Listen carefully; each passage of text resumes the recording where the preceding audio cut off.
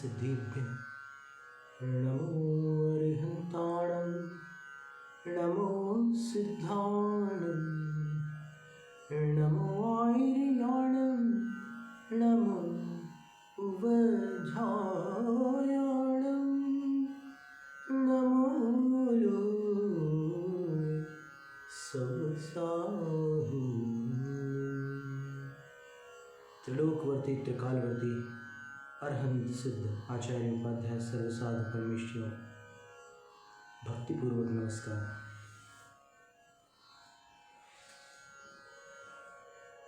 द्वादशांग रूप जिनवाणी सरस्वती देवी माता को वंदन। दीक्षा शिक्षा गुरु आचार्य विद्यासागर महाराज को नमस्ते। भारत के सभी आचार्य उपाध्याय साधुओं को नमस्तु।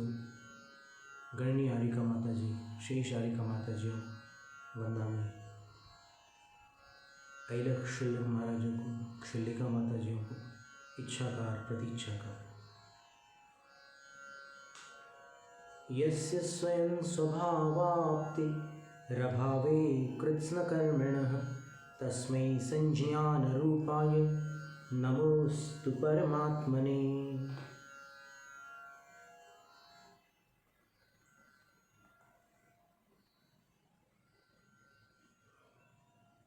आचार्य पूज्यपाद स्वामी विरचित इष्टोपदेश ग्रंथ का 13वां काव्य है।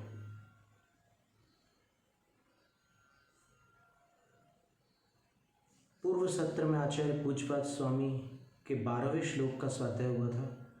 उसमें आचार्य महाराज कह रहे थे कि संसार रूपी घटी यंत्र में, जैसे घटी यंत्र में पैडल होते हैं, पटलियाँ होती हैं, तो इधर से पानी आता है ऊपर और वो दूसरी वाली पटली से खाली होता है, ऐसा चलता रहता है। वो पैर से भी चलाया जाता है, बैल से भी चलाया जाता है, बैलों को बांध करके भी चलाया जाता है। तो पहले गाँवों में वही घटी यंत्र चला करता था। तो उसमें एक खाली होता है तो दूसरा भर जाता है, फिर खाली होता है दूसरा भर जाता है, कभी अभाव नहीं होता उसका। वैसे ही आचार्य महाराज ने उदाहरण दिया था कि जब तक एक विपत्ति दूर होती है उस पटली के समान, तब तक अन्य बहुत सारी विपत्तियां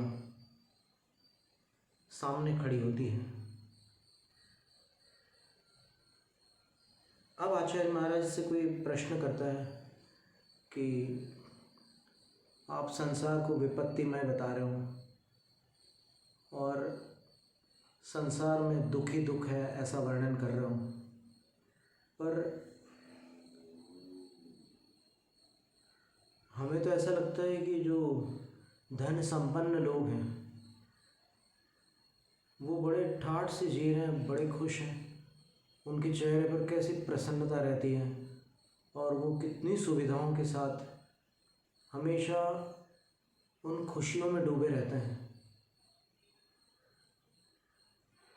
तो धन आदि जो है, संपत्ति वगैरह, ये जिनके पास है वो तो सुखी है।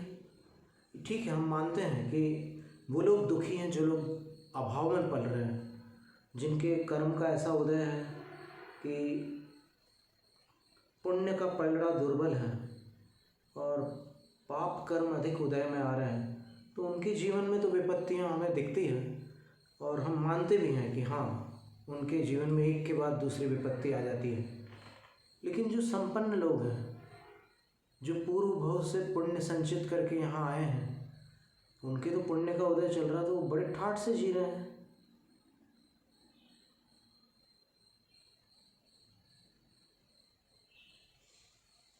और उनसे पूछो तो वो भी कहते हैं कि हम तो बड़े सुखी हैं। तो ऐसा क्यों है? इसका समाधान करते हुए आचार्य कह रहे हैं,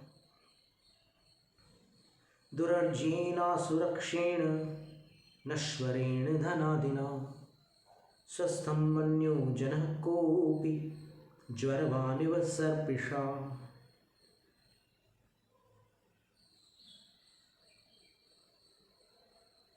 संसार में सब लोग ज्वर युक्त हैं। ज्वर का अर्थ होता है बुखार।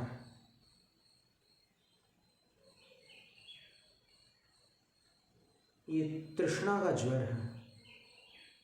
ऐसा ज्वर है जो शांत नहीं होता और उसकी पूर्ति होती है, पुण्योदय से सामग्री मिल जाती है, तब भी इच्छाएं रुकती नहीं है। एक वस्तु मिल गई तो लगता है कि इससे भी श्रेष्ठ कोई दूसरी वस्तु मिल जाए। जैसे पहले जो शुरू में मोबाइल्स वगैरह आए थे तो उसमें लोग बड़े अचंभित भी होते थे और खुश भी होते थे। लेकिन जैसे जैसे टेक्नोलॉजी आगे बढ़ी तो अब जो भी मोबाइल अपने हाथ में आता है खूब चुन करके लेते हैं, लेकिन उसके बाद कोई नया वर्जन आ जाता है, उसमें कुछ एडवांस्ड टेक्नोलॉजी आ जाती है तो फिर अपनी वस्तु में संतोष नहीं होता। लगता है कि इसका नेक्स्ट वाला अगर आ जाए ना तो फिर वो ज़्यादा अच्छा रहेगा। तो ये इसका अंत नहीं है। यहाँ आचार्य महाराज कह रहे हैं कि धन आदि द्वारा, धनादिना, धन आदि के द्वारा स्वस्थम मन्यो जनः, अपने को सुखी समझने वाला मनुष्य, कोई भी मनुष्य हो, उसकी दशा वास्तव में सुखरूप नहीं है, क्योंकि धन आदि जो हैं वे ही सुखरूप नहीं है। कैसे? तो आचार्य कहते हैं दुरर्जीन, धन का जो अर्जन होता है, धन दुरर्ज्य होता है, ऐसे आकाश से नहीं टपकता। उसके लिए काफ़ी उपक्रम करना होता है, धन प्राप्ति सहज नहीं होती। दूसरी बात, असुरक्षेण नास्ति सुरक्षा यस्य तत् धनादि तेन, सुरक्षित भी नहीं रहता। कभी भी किसी कारणवश वो धन अपने से दूर चला जाता है।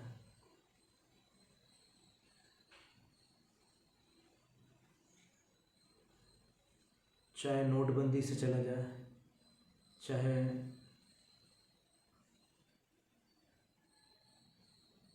बैंक में कोई गड़बड़ी हो जाए, चाहे और कोई घटना हो जाए, वो हमेशा के लिए सुरक्षित रहे ऐसी बात नहीं है। सुरक्षित नहीं रह पाता। और नश्वरेण, मान लो कमा भी लिया और सुरक्षा भी कर ली तो भी वो नष्ट हो जाता है। एक समय आता है जब धन सब चला जाता है, सब नष्ट हो जाता है।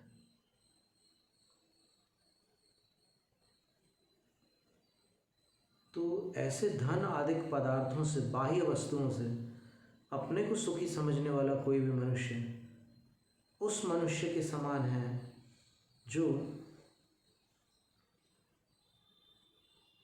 ज्वरवान है, अर्थात जिसको बुखार चढ़ा हुआ है, और वो बुखार भी साधारण बुखार नहीं, शीत ज्वर है। शीत ज्वर का अर्थ होता है शीतलता के निमित्त से उत्पन्न हुआ ज्वर। और वो घी से बनी हुई वस्तुओं का सेवन भी कर रहा है, अपने शरीर पर भी घी लगवा रहा है, पैरों में भी उसके घी घिसा जा रहा है। तो वो जैसे अपने आप को सुखी समझ रहा है, वो ये नहीं समझ पा रहा है कि घी लगाने से शीत ज्वर में कोई लाभ नहीं होगा बल्कि हानि होगी। तो बस यही दशा इन संसारी प्राणियों की है कि जो पुण्य के उदय से प्राप्त हुए धन आदि पदार्थों के माध्यम से अपने आप को सुखी समझ रहे हैं, वो कब तक रहेंगे वो पदार्थ। और उन पदार्थों को भोगते समय संसारी प्राणी को पुण्य का संचय नहीं होता।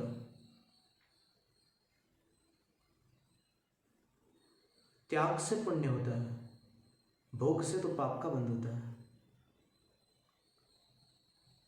तो ऐसी स्थिति में वह केवल अपने आप को सुखी मानता है, वास्तव में उसको न तो उसके परिणाम का पता है और न ही सुख के वास्तविक स्वरूप का उसको भान है। पंडित दौलत राम जी ने छह ढाला की तीसरी ढाल में लिखा है, आत्म को हित है सुख, सो सुख आकुलता बिन कहिए, आकुलता शिव माहिन ताते, शिव मग लाग्यो चाहिए। आत्मा के लिए हितकारी वस्तु क्या है? सुख। सभी को सुख इष्ट होता है, लेकिन वह सुख आकुलता बिन कहिए, वो सुख उसको कहा जाता है जो निराकुल सुख है। बाकी सारे सांसारिक सुख तो आकुलता से युक्त है, तो जो निराकुल सुख है, जिसमें आकुलता व्याकुलता बिल्कुल नहीं है, वह सच्चा सुख है और वही आत्मा के लिए हितकर है।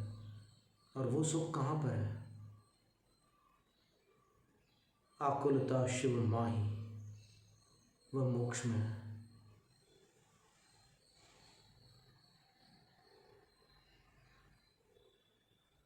आकुलता शिव माही न, वो निराकुल सुख वहाँ पर है। शिव माही आकुलता न, मोक्ष में आकुलता नहीं है। ताते, इसलिए शिव मग लाग्यो चाहिए, शिव मार्ग पर लगना चाहिए, ऐसा उनका कथन है। तो ठीक है, उन्होंने पूर्वाचार्यों का अनुकरण किया। इस विषय में आचार्यों का मत और उनका मत समान है, कोई अंतर नहीं है, एक ही बात है। आचार्य महाराज भी यही कहते हैं कि इस संसार में जो सुख है वह प्रवचन सार ग्रंथ में अपन देखें उस सुख की क्या सच्चाई है।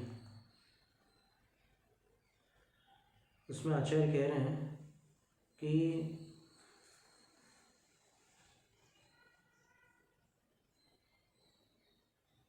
वह सुख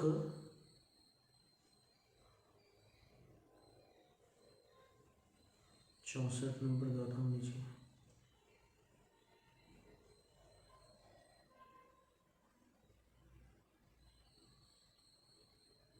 64 नंबर में उसका और विस्तार किया है, गाथा उसके पहले की है।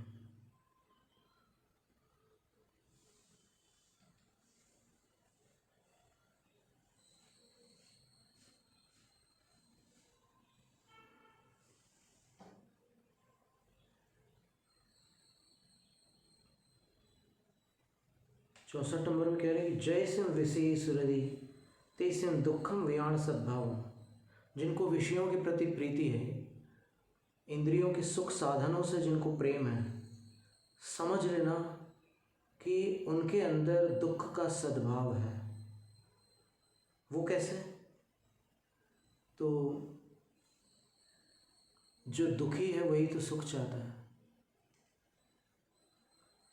यदि उनको विषयों की अभिलाषा है तो ये सिद्ध करता है कि अभी वो सुखी नहीं है, और सुखी नहीं है इसलिए सुख के साधन के पीछे जा रहे हैं, विषयों के पीछे भाग रहे हैं।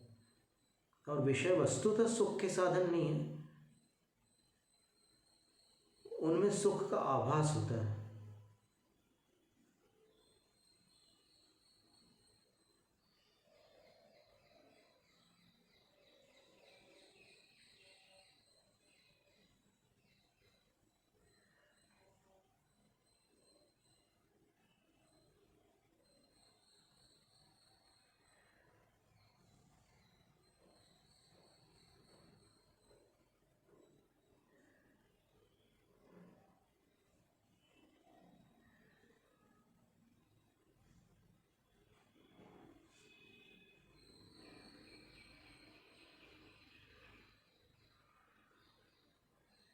इसी प्रसंग में एक गाथा आ रही आगे।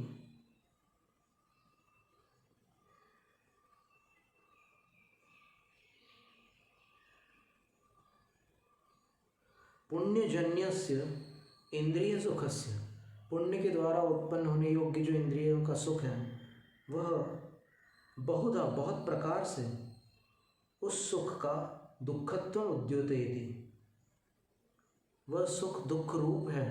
इस बात को आचार्य कुंद स्वामी प्रकट करते हैं प्रवचन सार की 76 नंबर गाथा, गाथा क्रमांक 76।